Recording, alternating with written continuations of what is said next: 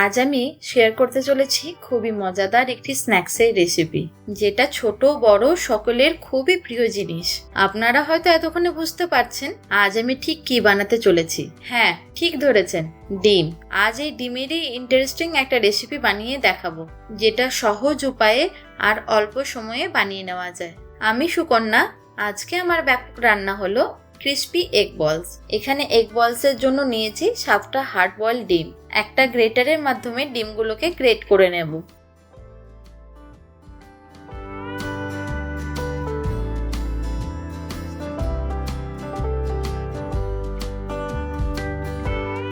এরপর দিচ্ছি মিহি করে কেটে রাখা 4 চামচ পেঁয়াজ কুচি, আর দিয়ে দেব 1 চামচ জিরে গুঁড়ো,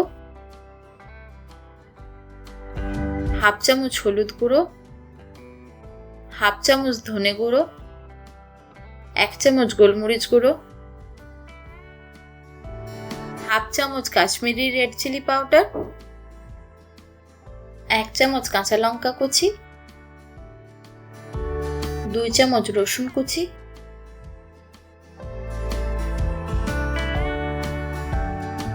1 চামচ আদা কুচি,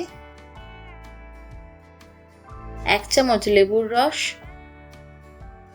3 চামচ ধনেপাতা কুচি,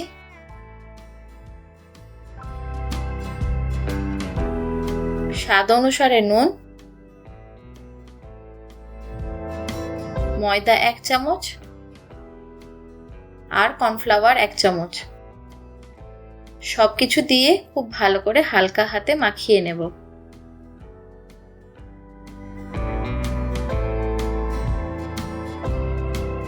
অন্য একটা বাটিতে 2টো ডিম ফাটিয়ে তাতে অল্প একটু নুন আর একটু গোলমরিচের গুঁড়ো দিয়ে ভালো করে ফেটিয়ে নেব।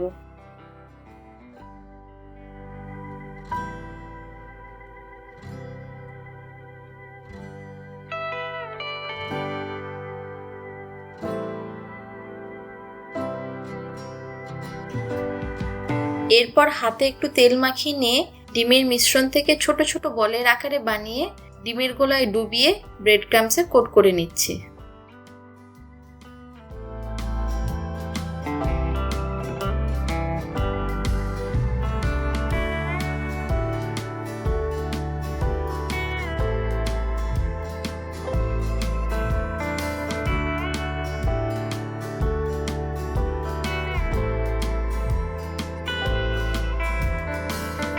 এইভাবে সব বলগুলোকে বানিয়ে নেব।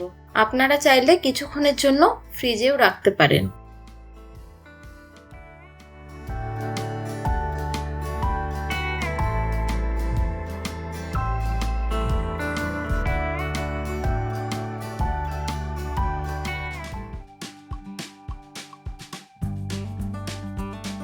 এরপর একটি ফ্রাইং প্যান নিয়েছি, আপনারা চাইলে কড়াইও নিতে পারেন। তাতে বেশ খানিকটা সাদা তেল গরম করতে দিচ্ছি। তেলটা গরম হয়ে গেলে একে একে বলগুলোকে ফ্রাই করে নেব।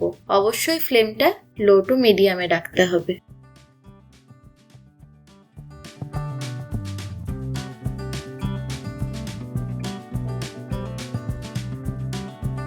গোল্ডেন ব্রাউন না হওয়া অবধি ভেজে নেব।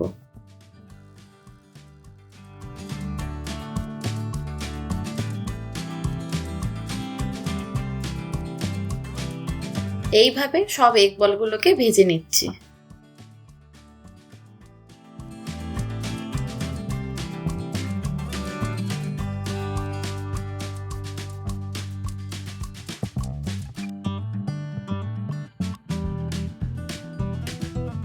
একটা প্লেটে টিস্যু পেপারের ওপরে সব বলগুলোকে তুলে নেব।